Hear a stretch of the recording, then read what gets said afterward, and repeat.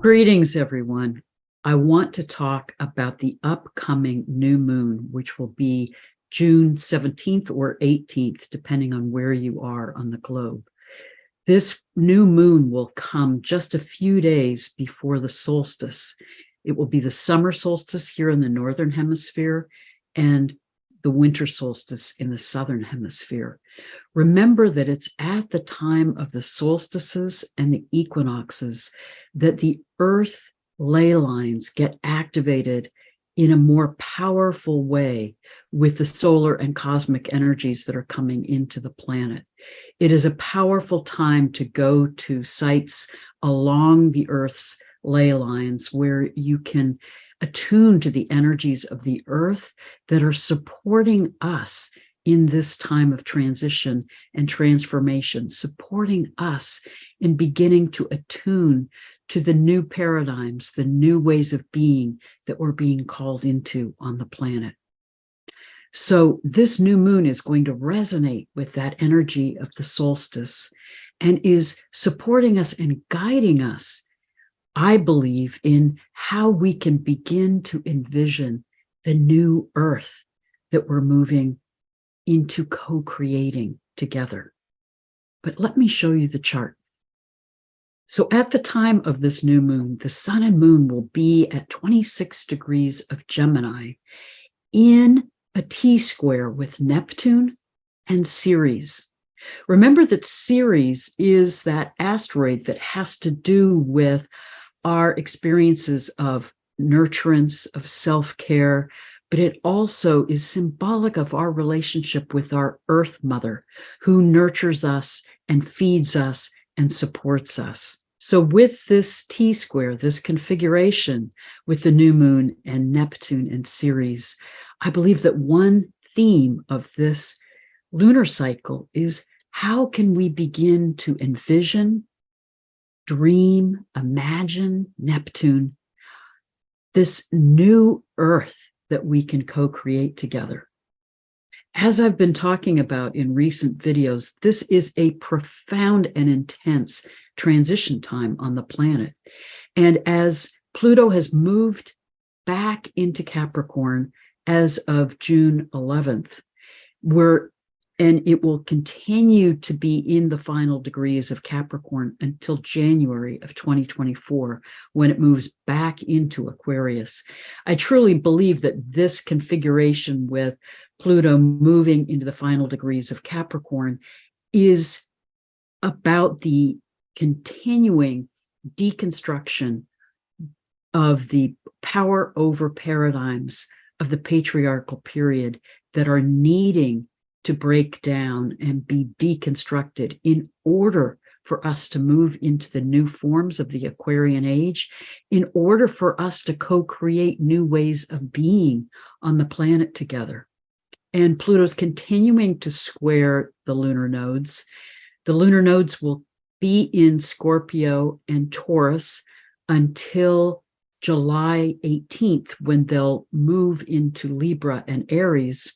But as they're continuing in these final degrees of being in Scorpio and Taurus, we're going to continue to get more disclosure, more insight into what's been hidden in the shadows, what's needing to come to the light of consciousness and awareness in order for us to be releasing and deconstructing these old forms that are out of balance, that are destructive.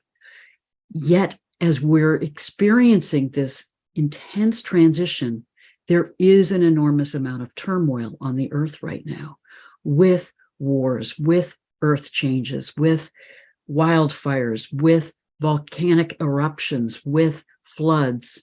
We're experiencing the Earth herself in her transition time, her time of transformation and healing and moving into new ways of being. And we are experiencing that culturally and collectively as the paradigms of the past are making their last attempt to hold on to power and to keep these paradigms in place. But know that those power over paradigms are dying, are breaking down, are being deconstructed.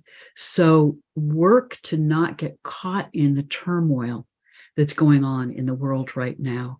Stay centered, stay in alignment, and know that this new moon is supporting us together in envisioning the new ways of being that we can move into and beginning to have a sense of how we can co-create a new world together.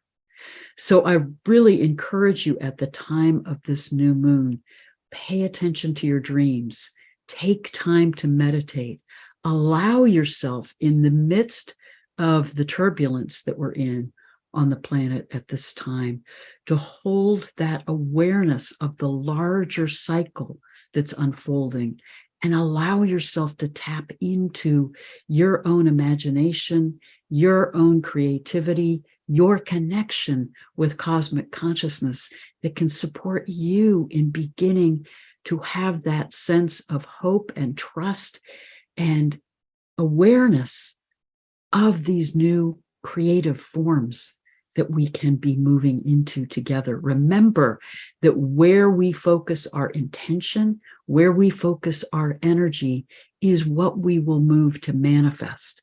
So if we're caught in fear and we're focusing on the turbulence of this time, then we will stay caught in that negative loop of turbulence, polarization, and conflict and destruction that is at work on the planet in this time. But if we can, Neptune in Pisces, hold our sense of oneness with each other, with the planet, with the cosmos, if we can hold with compassion and be there for those who are suffering in this time, and we can hold that larger vision of the transition that we're in and begin to dream the new forms into being. I think it's extraordinary that at the time of this new moon, the new moon is opposite our view of the galactic center from the Earth. So if you include that point, then this is an extraordinary grand square in mutable signs at the time of this new moon. So it's telling us that the deconstruction and turbulence is continuing. And I truly believe we will be experiencing this turbulence of this profound transition that we're in through the end of this year and 2024 until we move into that threshold point in November 2024 with Pluto's full movement into the sign of Aquarius. But this is a karmic choice point for us individually and collectively. Will we cling to the paradigms of the past? Will we give our power away to those who want to control the trajectory that we're on the earth in this time? Or will we remain empowered in ourselves, in alignment with the energies of the earth and sky, and with the earth move through this time of transition and transformation to dream a new world into being? It's also powerful that at this time of the new moon, the sun and moon are continuing to be very influenced by Chiron, which is supporting us in the healing that we need to move through in order to fully create these new forms and new ways of being. Even more powerful now that Pluto has moved back into Capricorn, it's square with Arizona, which has been going on since 2017 and will continue through 2024, is even more potent. So I truly believe this square of Pluto with Eris Xena is supporting us at the time that Pluto's deconstructing the old paradigms and the old forms. It's empowering Eris Xena, that planet that's 44 degrees off the ecliptic, that's supporting us, empowering us in stepping out of the old paradigms and ways of being, in stepping off the conventional path, to be on a path of creativity, to trust in our own guidance and connection with cosmic consciousness, to be in our own creative process, to begin to manifest the new forms and new ways of being.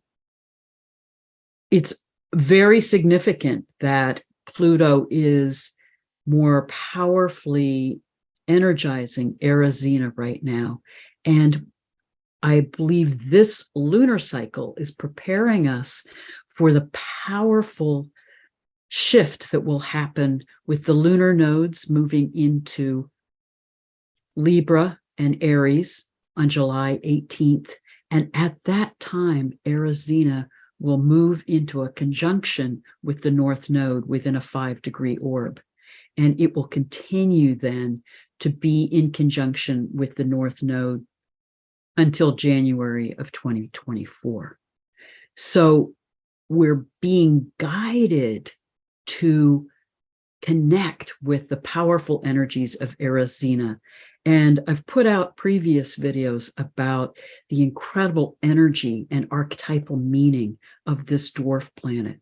But remember that her significance is that she is not on the path of the ecliptic, which is the path of the sun and moon and inner planets in our solar system. She is off the beaten track and is very strong in the charts of artists, pioneers, writers, innovators, those who are willing to follow their own unique spiritual creative path. So she is encouraging us to tap into our own creativity. I think this is a profound time for us to be paying attention to our own creativity and the creativity of artists, writers, filmmakers, those who are beginning to envision the new paradigms and guiding us through their expressions in their art, in music, in film, in writing, to help us begin to sense and feel the new paradigms that we're moving into with the Aquarian age, so that we can collaborate together, support each other, and begin to manifest those new forms. It's also significant that this new moon is in aspect to Mars, to Black Moon Lilith, to Pallas Athene. I believe that it is activating new ways of being in relationship, and I want to talk about that more fully as we move into the next lunar cycle, where I think those themes are continuing to be even more prominent. But I do believe that with Juno conjunct the new moon, the aspect to Black Moon Lilith, to Mars being in conjunction with Venus, we're also being supported in beginning to reconfigure our ways of being in relationship, our understanding of the energies of the sacred masculine and the sacred feminine, and how we're bringing them into new forms of being and remembering how to come back into right relationship, balance with each other, balance in how we hold the sacred masculine and the sacred feminine. So again, this is an important time at this new moon to open to more right brain ways of being. Even though the new moon is in the sign of Gemini, with the square with Neptune, it's supporting us in beginning to envision these new paradigms, these new forms, not from our analytical mind, but from our capacity to Neptune, open to our imagination, to more right brain ways of being, that creative part of us, the intuitive part of us that can begin to dream and envision these new forms of the new earth that we're moving into. And remember, Neptune is that energy that supports us in our spiritual expansion and into moving into the higher consciousness of the fifth dimension, to let go of our attachment to our egos,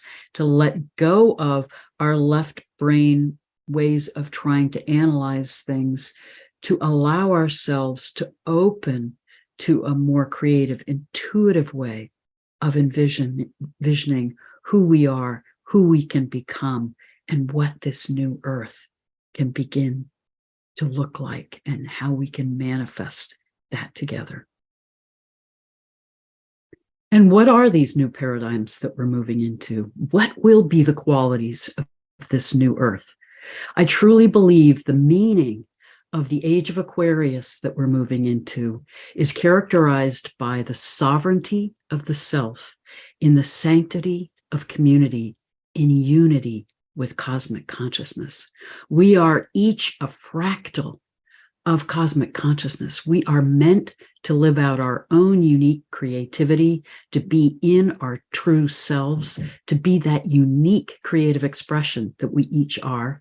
We're meant to come back into community with each other, right relationship with each other, move out of the power over dynamics into a power with dynamic, where we're empowered in ourselves and empowering each other to be in the fullness of who we each are, to foster a sense of community that is characterized by balance and harmony and creativity and compassion and collaboration.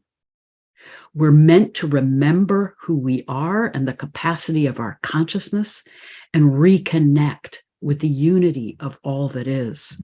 Remember that we are galactic citizens. We are an expression of cosmic consciousness. We are meant to remember that and reclaim that, reunite with that, so that we can be back in harmony with the music of the spheres and the oneness of all that is. This is the potential. This is the hope. This is what's exhilarating in terms of what we can co-create together. And again, in future videos, I hope to show some specific ways that those energies, those paradigms are already starting to manifest more and more fully on the planet. But we have the capacity, when we are in alignment with our true selves, in connection with the earth and sky, in alignment with cosmic consciousness, to be in that energy, to be in those new paradigms, to be in that higher consciousness, and to then have the capacity together in community, grassroots community that we form with each other, for each other, supporting each other, to then be in the energies of these new paradigms and truly co-create a new world together. Let me now show you where the sun and the moon are in the sky at the time of this new moon. So at the time of this new moon, the sun and moon will be in the sky at the upraised arm of Orion. This is an incredibly powerful placement in the sky. I've talked in previous videos about how Orion has, across cultures, across time, been seen as such a critical constellation in the sky. In ancient Egypt, it was seen as the god Osiris. Remember that Osiris was the partner with Isis in ancient Egypt, the benevolent rulers of the people. And in the mythology, Osiris is slain by his jealous brother Set, and he is killed, and Isis seeks him out, revives him to give birth to their son Horus, and then supports him in his transition into the underworld. This is perhaps our oldest known myth of the God who dies and is resurrected, the God who dies and is reborn. And what's extraordinary is that the pyramids on the Giza Plateau are in a placement that mirrors the stars of Orion's belt. So, and alignments in the star shafts of the Great Pyramid align with Sirius and Orion, and are part of the signals to us of the messages of this profound transition time that we're in at the ending of this precessional cycle and the beginning of a new one. So the stars of Orion and Sirius, the brightest star in the sky, who is our binary star, that it is that dance of the sun and Sirius that is what guides us through the precessional cycle and these times of profound transition and transformation, such as the time that we're in right now. So I think it's extraordinary that this new moon is signaling to us, this is the time where we are letting go of what needs to die and we are being rebirthed in a new way. That upraised arm of Orion is about victory. It is about the new form arising from death, from chaos. This is symbolic of resurrection, rebirth. We are being guided to move out of this transition of deconstruction, the death of the old forms and the old paradigms. We are being supported and guided into a new birth, into a resurrection, a new evolutionary phase for us as humanity, as we move into a new consciousness, new paradigms, a new earth together. So it's important to know, in the midst of the turbulence that we're in the midst of the labor pains that we're experiencing, that the stars and the sun and moon and planets are supporting us in this birthing process, in this transition from what was into what can be. So again, I think it's important that we are feeling the seeds of those new possibilities, that we are dreaming them into being, that we are supporting each other, collaborating with each other, encouraging each other to hold that consciousness. Because as I've said many times before, if enough of us hold the new consciousness of the new earth, the new world, the paradigms that we're moving into with the Aquarian age, it will shift the collective consciousness. We need to remember that there is power in our consciousness that we have forgotten. But part of the shifts that we're in right now, part of the ways in which the solar energies, the cosmic energies are activating the earth and are transforming us, is helping us to remember who we truly are, what we're capable of, how to come back into that awareness of the power of our consciousness. So in this critical transition time, be careful that you don't give your power away.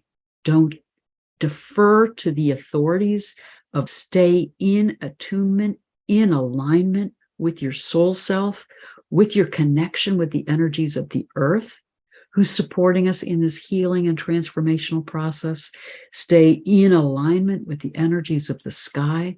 Allow yourself at the time of this new moon to feel the energies of the galactic center activating this new moon and opening our consciousness, helping us to imagine, to dream, to begin to envision the new earth, the new world that we're able to move into together. So this is a very intense time, but it's also a very exhilarating time. And remember that those of us who are here on the planet right now chose to incarnate, to be a part of this transition, a part of this new birth. So let us support each other and hold each other and inspire each other to be beginning to sense, to see, to envision the new forms and possibilities that we're moving into together. And in upcoming videos, I'm hoping to be interviewing and exploring with you innovators, artists, filmmakers, musicians, writers, those who are helping to guide us into imagining and envisioning and manifesting these new forms of the Aquarian age together. So blessings to you in this profound time, and may we all feel that alignment with the earth and sky, with our own souls knowing that this is a profound time of rebirth and our moving into a new earth together. Blessed be.